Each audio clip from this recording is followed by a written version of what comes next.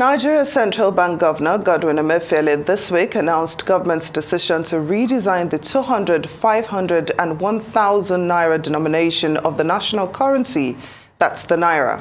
According to him, the banks would commence issuance of the redesigned denominations effective December 15, 2022, and by January 31, 2023, cease to accept the old notes entirely.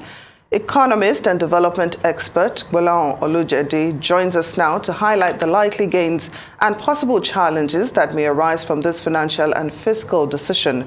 Good to have you on Newsday. Thank you so much for joining us on the program. Nice to be here. So what's your take on this decision? Is this a good decision coming at a pre-election year and at a time when the Naira is so weak on the foreign exchange market? Conceptually, there's nothing wrong with it. All across the world, countries redesign their notes. As a matter of fact, if you go to the website of the Bureau of Engraving and Printing in the US, you will see outlined all the currencies and what year they're going to be reissued. You see the $20 bill, for all the bills, up until 2034 are listed on the website of the Bureau. So it's something that countries do, but it's supposed to be planned.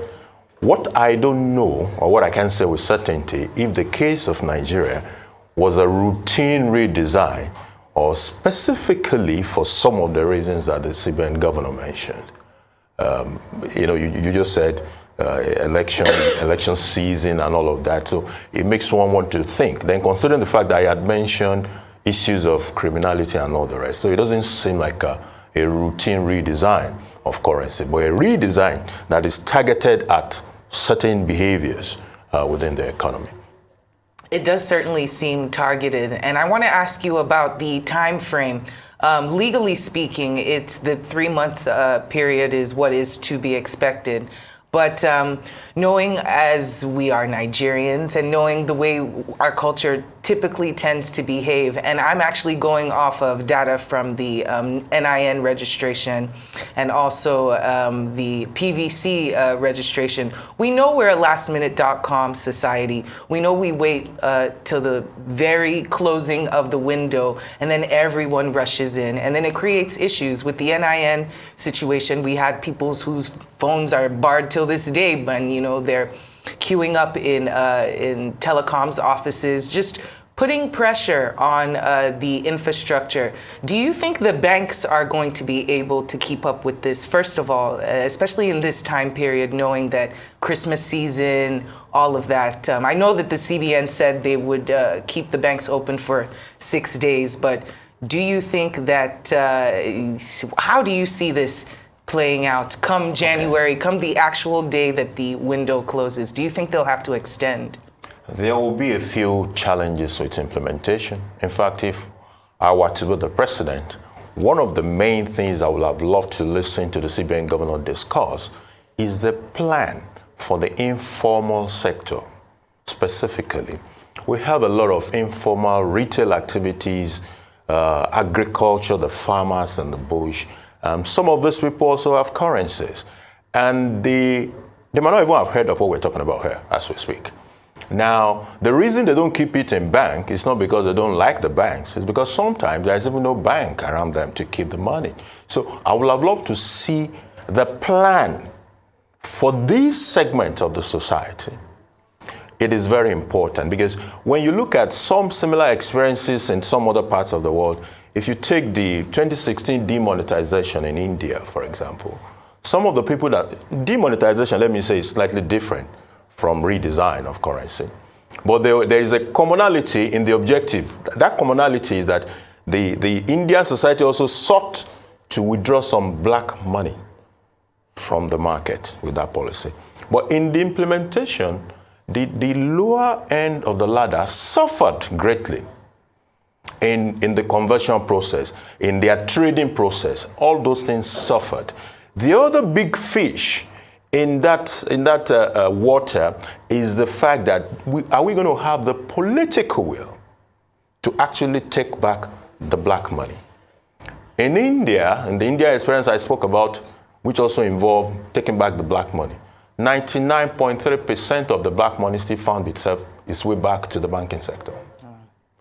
So it requires a strong black will. Will the top political leaders we have now, if they call their bankers, I want to do deals on currencies, would they be able to say no? Will the regulator stamp his feet and say, no, you can't accept that from that man? And some other schemes are there. For example, there are people already discounting the notes on the market. So if the dollar says, if the dollar is supposed to be 720 in the market, someone who has a vault, a personal vault at home, says, I'm willing to pay 750. So you're discounting your Naira because you want to convert it to the foreign currency. So this will already be happening, and it will mount some pressure on the value of the Naira. So you might see some temporary fluctuation or depreciation of the Naira.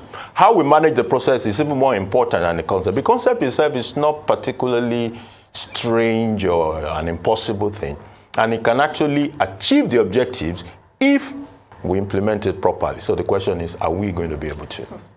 Now, the CBN says one of the reasons it is redesigning the Naira is to take control of the huge amount of money that is currently outside the vaults of banks. But I'd like you to just give us a brief walk down history lane. How did we get here? Then have foolproof measures been implemented to ensure that 5-10 years down the line, the new notes will not be outside the bank vaults, also in huge numbers? Okay, very important reason to want to do this kind of a thing.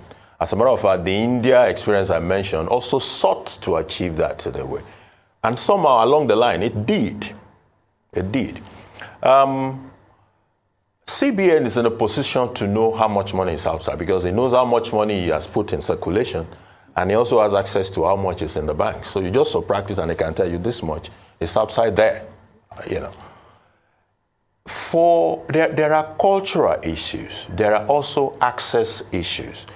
If you observe some of the policies of the CBN along that side, you have these financial inclusion policies, attempt to drive agency banking into the grassroots where everybody can open an account and establish.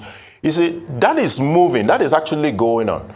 But I don't believe it is moving at the kind of rate we expect. How many Nigerians today have their own unique BVN as we speak? So the speed is not the same as the speed we would have loved to see. Therefore, a lot of that money, people who don't have access to those things, would rather keep their money with themselves. But then there are now the bigger people who may have personal vault for different reasons. And this is also part of the objective, the black money. People who want to corrupt the system with cash. If I want to pay people to come and attend my rally, I'm not going to do transfers to them. It will be cash. If I need to corrupt people to make them behave in a certain pattern, maybe vote somebody, it's going to be cash. Because if I take my app and I do 5,000 in 100 places, somebody will call me and say, what is going on there? And it can be tracked. So it will be cash. So there are people, there are top politicians who may have this kind of money in their custody. There are also other dirty money, drug money and all of that stuff that are in the system. Now you think, okay, a policy like this could help to mop it up if properly implemented. Key word is if. I want to speak to the inflation part of this discussion. Now, it's being questioned whether these monies will affect inflation negatively or positively. Obviously, with what is going on in the world, that is the negative part. But since supply of the actual Naira, the new Naira notes are going to be controlled, it seems like it might help with whatever inflation situation we might be in. Is that is that a good gander? It's a tricky stuff to play with. Now, when you take a lot of currencies out of the circulation and you are releasing new currencies in controlled measure into the circulation, then you have actually reduced the money supply. That could be positive for inflation. But in the real sense, it could also impoverish a segment of the society. And if it does that, though you may say you have a reduction in inflation, but you are still going to impoverish people. The reduction you're seeing is because people don't just have the money. So if I'm supposed to sell this thing for 10 Naira because I'm so hard up with money, I say, okay, come and pay 9 Naira. and you assume that then the inflation has come down. But those kind of inflation are going to push people more into poverty. So it's a very delicate balance. I don't think it's even one of the objectives. It shouldn't be one of the core objectives of this policy. Well, some analysts are speculating that this decision will mean that there will be more money for the banks, which may help reduce interest rates. Do you agree with this? And what other benefits are we likely to enjoy from this decision? True. There will be more money. If it works, if we're able to do it the right way, more money will come into the system. The comparative example I mentioned earlier, money actually came into the system. Many people applied for credit cards and debit cards and all of that in that particular season. It's also created a gap, because if there is a sudden rise, dramatic rise in the request for debit cards, can the system meet it? Those are all issues of readiness that would determine how successful this thing is going to be. The capacity to open account, what kind of documentation will be required, how fast can the village people provide this necessary documentation, do we need to cut it down on documentation, all those issues, the nitty-gritty of it is very important for the success of this program. It's going to be. Yeah. And moving towards the foreign exchange aspect of it, will this stabilize our foreign exchange market? I'm already seeing you shaking your head. What you're likely to have is, at the initial stage, when the people with large vaults are dumping the cash, you will see a depreciation in the value of the Naira. But after a while, it will fizzle out. If we implement this properly, that depreciation will fizzle out, because the market that is taking that Naira from them will start to get conscious about how it will also be able to offload that Naira it's collecting from them. So if there is no way to offload it, that will automatically shut down the depreciation that we're talking about. However, the problem with that kind of a situation is that everybody that has okay, we're talking about how it will affect the exchange. You want to show up your foreign exchange value, produce for the world to buy, whether goods or services, as long as you're able to earn that foreign exchange. In fact, at some point, you will be the problem you will have is you won't even want it to appreciate above a certain level. Okay, so can we talk about the cost of redesigning and printing the new notes? Okay. How will this impact our foreign reserves? Is this priority at this time? Well, I've heard this argument about printing cost. I don't think there will be so much difference. The reason is, at every time, the CBN is always printing currencies. It's withdrawing dirty currencies and printing new ones. Sometimes it could even be to expand the volume of currency in the market. It will print, and it will take money to print it. So whether you are printing existing notes, replacing existing notes, or you are printing a new design, there is money involved. So cost is there.